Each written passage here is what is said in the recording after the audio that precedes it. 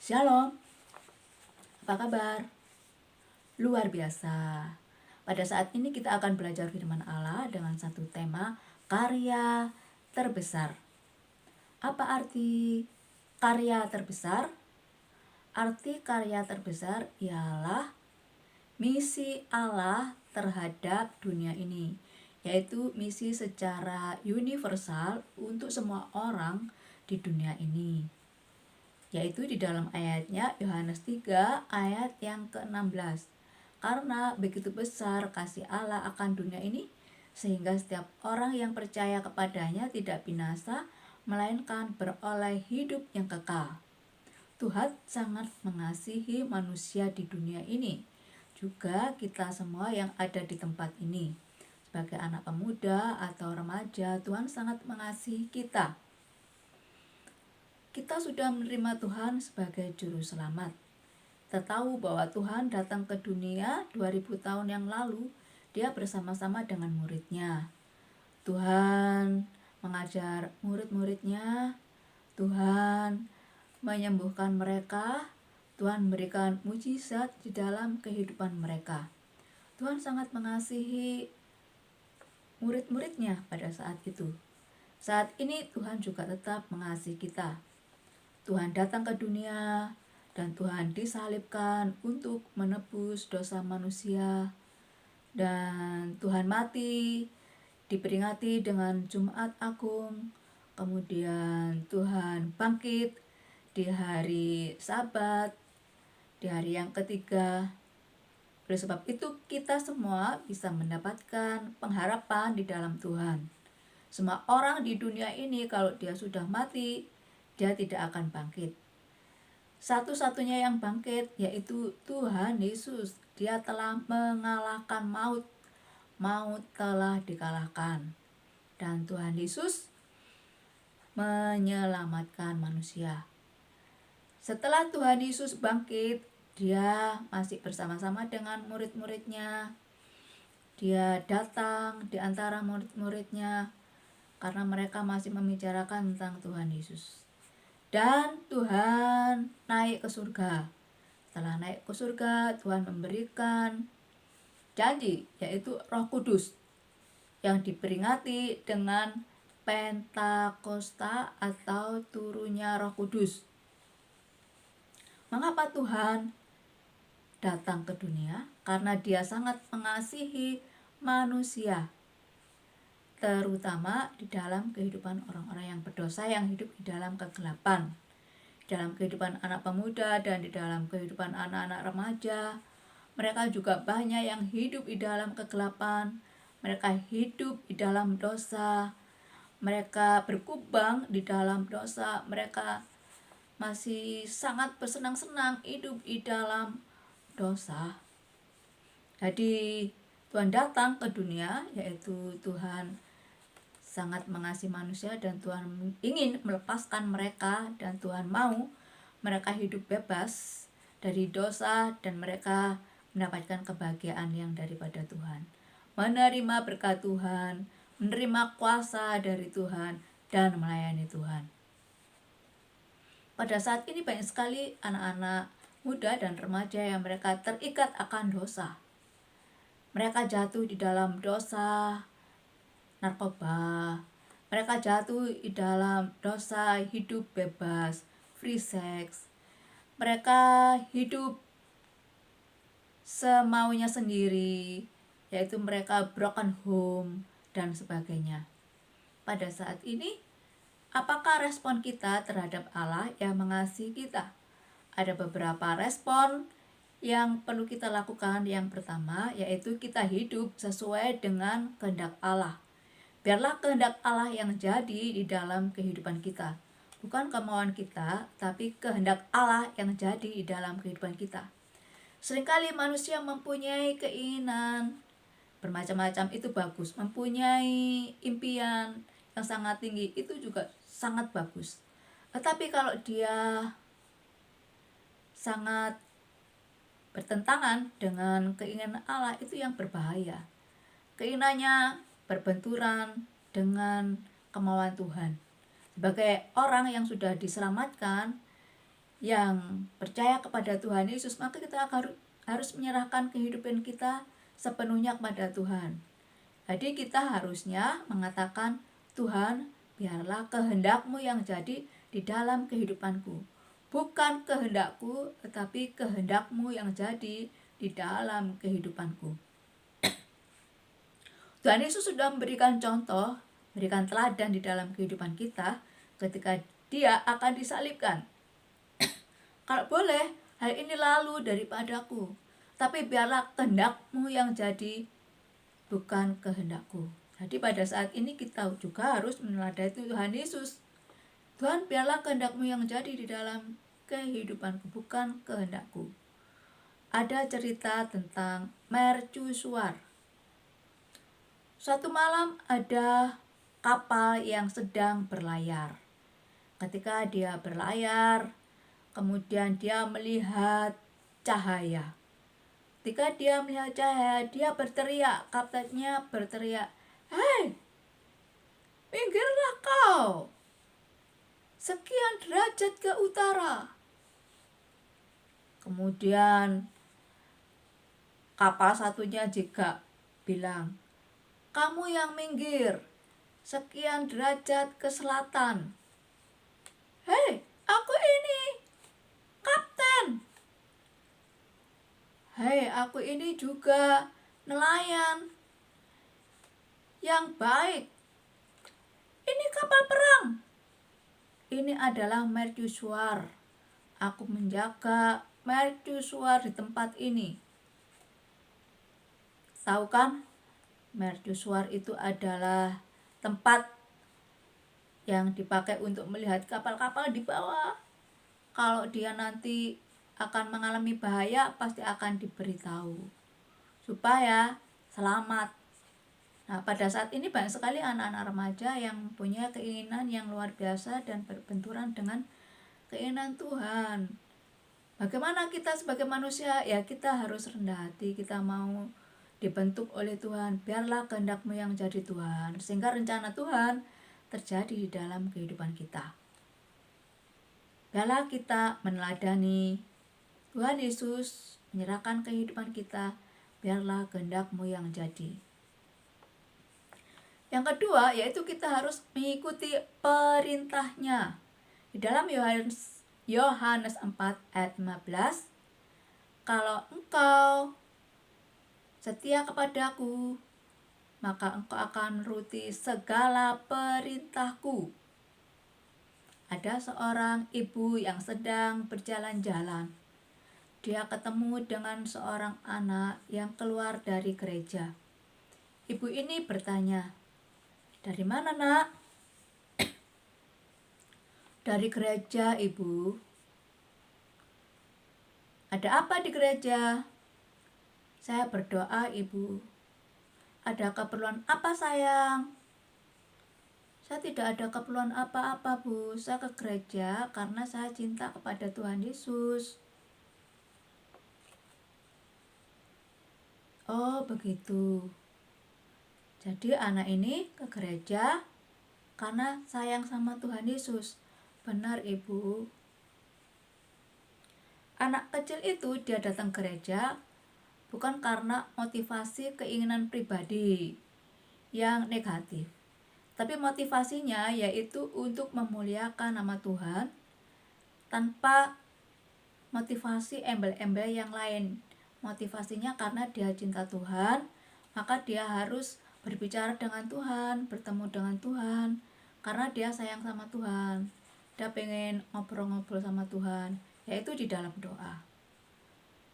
Sudahkah di antara kalian mencintai Tuhan seperti anak kecil itu, yang dia datang ke gereja ataupun dia berdoa, yang selalu ingin bercakap-cakap dengan Tuhan? Kalau kita sayang kepada Tuhan dan cinta kepada Tuhan, maka kita akan menuruti segala perintah Tuhan. Yang ketiga yaitu tetap berdoa. 1 Tesalonika 5 ayat 17 mengatakan tetaplah berdoa. Yakobus 5 ayat 16b, Doa orang benar jika diyakini maka sangat besar kuasanya. Ada seorang pendeta, juga seorang dokter, dia akan melayani di rumah sakit misi. Pada saat itu jalanan tidak seperti tempat kita sekarang ini, jalannya beraspal, ada kendaraan segala macam, ada go-kart, ada Gojek, ada Grab, dan sebagainya. Ada taksi. Tapi pendeta ini itu harus melewati bukit-bukit. Ketika itu dia akan menuju ke rumah sakit misi, dia harus melewati bukit dan dia harus bermalam di situ. Tidak ada hotel di situ. Ketika dia bermalam di situ, dia sangat khawatir karena dia membawa istri dan membawa anaknya, membawa barang-barang, membawa uang, persiapan perbekalan. Cemas. Tetapi saat itu dia berdoa. Setelah berdoa dia tenang. Dia merasa lega. Dan akhirnya dia sampai ke rumah sakit misi. Setelah di rumah sakit misi itu dia melayani orang-orang yang sakit ada di sana. Beberapa bulan kemudian ada orang yang tubuhnya berdarah-darah, penuh darah. Dia datang ke rumah sakit itu dan dia berobat ke dokter yang juga pendeta. Orang ini sangat tahu dokter dan pendeta itu. Kenapa? Karena dia pernah menjumpainya di bukit. Waktu itu dia mau merampok. Nah, dia akhirnya cerita kepada dokter itu, "Dokter, beberapa bulan yang lalu waktu dokter ada di bukit, saya berniat merampok dokter. Tapi ketika saya akan merampok, di situ ada prajurit-prajurit yang jumlahnya 26 yang mereka membawa senjata lengkap. Maka saya tidak berani. Prajuritnya ada 26 dokter. Siapakah itu?" Wah, dokter ini bertanya-tanya di dalam pikirannya. Wah, ini pertolongan Tuhan yang luar biasa. Tuhan menjagai dirinya dengan memberikan malaikat, 26 malaikat yang menjagai. Juga Tuhan ada di tempat itu untuk menjaga dia juga. Akhirnya dokter ini kembali ke gerejanya. Ketika di gerejanya, dokter ini bercerita kepada penatua dan jemaatnya. Bersaksi, ketika saya pelayanan, saya harus tinggal di kemah, di bukit. Waktu itu pertama saya nggak tenang dan akhirnya saya berdoa baru tenang. Dan waktu saya ada di rumah sakit, ada orang yang berdarah-darah dan dia bercerita katanya akan merampok. Tetapi tidak jadi karena ada 26 prajurit, jadi dia nggak berani. Lalu penatuanya berbicara kepada pendeta ini, "Pak Pendeta, saat itu kami tergerak untuk mendoakan Pak Pendeta dan keluarga. Saya umumkan kepada jemaat untuk berdoa di gereja.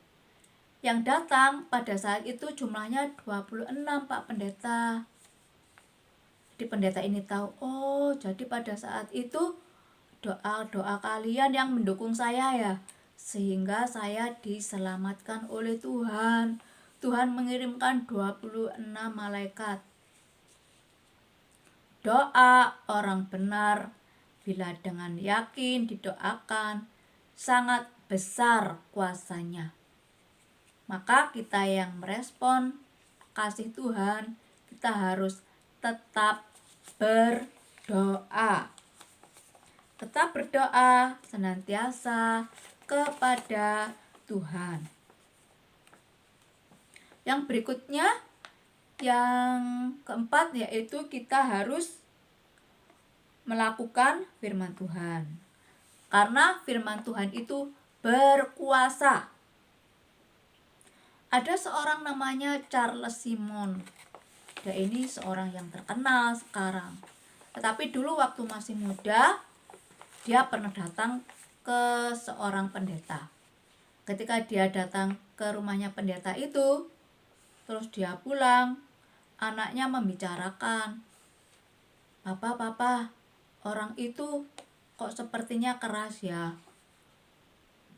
Orang itu sepertinya dia egois, mementingkan dirinya sendiri ya. Lalu ayahnya bilang, yang pendeta ini, anakku, tolong ambil buah di situ. Buah apa, ayah? Ya, buah persik. Di tempat kita kan adanya buah persik. Kan masih muda, ayah. Ya, ambil saja. Ini rasanya apa? Rasanya asam. Iya, karena masih muda.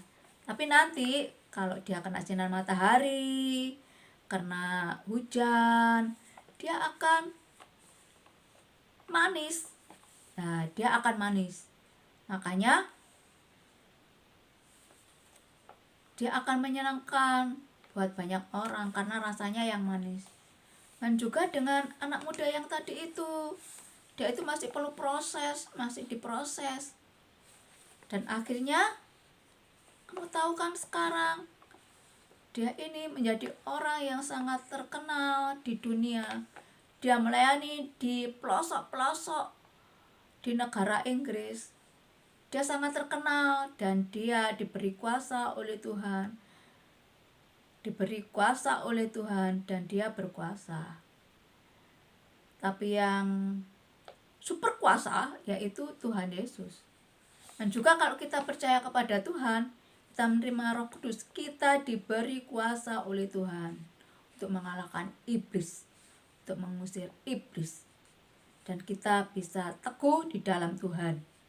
Kalau kita mengalami pencobaan, maka pencobaan itu tidak akan melebihi dari kekuatan kita. Tuhan tahu ukuran kita. Jadi kalau kita menghadapi ujian atau kita menghadapi pencobaan yang dari iblis, nah kita harus datang kepada Tuhan dan kita akan bisa tetap teguh di dalam Tuhan. Kita tidak boleh never give up atau kita tidak boleh menyerah. Kita harus tetap teguh dan kokoh di dalam Tuhan. Pada saat ini banyak sekali orang-orang yang ingin di zona nyaman, menyenangkan. Kalau ada kesulitan, dia lari. Dia tidak berani menghadapi kesulitan itu. Tetapi orang-orang yang ada di dalam Tuhan, dia sudah diberi kuasa oleh Tuhan. Dan dia diberi kekuatan oleh Tuhan. Dan dia bisa kokoh. Dia tidak boleh menyerah. Never give up. Ya, dia harus tetap kokoh di dalam Tuhan dan dia tetap teguh di dalam Tuhan, tidak boleh menyerah. Makanya dia harus tetap kuat di dalam Tuhan. Jadi, apakah dampak positifnya kalau kita merespon kehendak Tuhan? Kita mendapatkan keselamatan daripada Tuhan dan kita akan bersama-sama dengan Tuhan di dalam rumah Tuhan, di dalam kerajaan Allah.